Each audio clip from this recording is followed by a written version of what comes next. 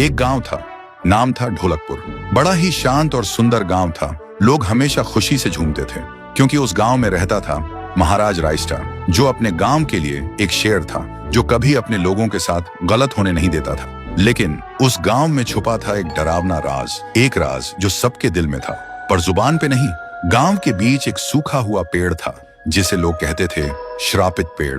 ना कोई उसके पास जाता, ना कोई उससे आंख मिलाता। हर पूर्णिमा के अगले दिन उस पेड़ के नीचे एक लाश मिलती थी।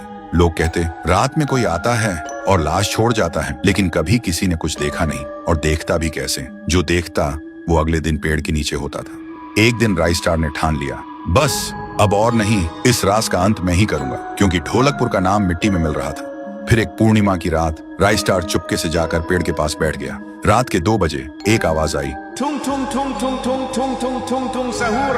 और फिर वो पेड़ भूत में बदल गया। वो भूत कुछ अजीब सा था, एक भयानक शैतानी हंसी वाला चेहरा, आंखें बड़ी बड़ी। वो पेड़ चल के एक घर के गेट को जोर जोर से खटखटाने लगता है। तभी एक आदमी डर के मारे आवाज सुन के बाहर निकलता है। वो भूत अपने लकड़ी जैसे हाथ से एक ऐसा थप्पड़ मारता कि उसकी सांस वहीं थम जाती है, और उसी जगह उस लाश को ले जाता है और वापस फिर से पेड़ बन जाता था। देखते ही रायस्टार का दिल कांप जाता है, पर वो कुछ बोलता नहीं।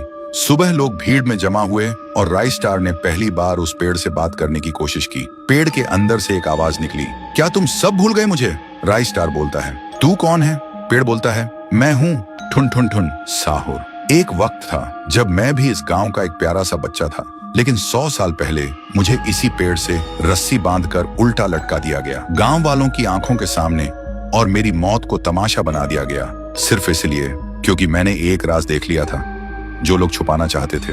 और उसी पल से मेरी रूह इस पेड़ से जुड़ गई।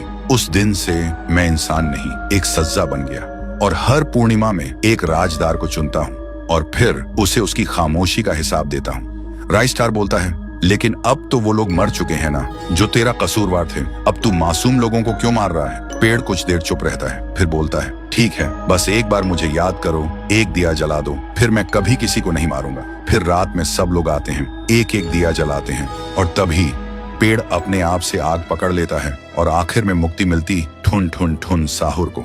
उस दिन के बाद गांव में कभी कोई लाश नहीं मिली। हर पूर्णिमा में लोग एक दिया जलाकर उसकी यादों को जिंदा रखते हैं, क्योंकि अगर भूल गए तो सपने में एक आवाज सुनाई देती थी, Tung tung tung tung tung tung tung tung tung सहूर।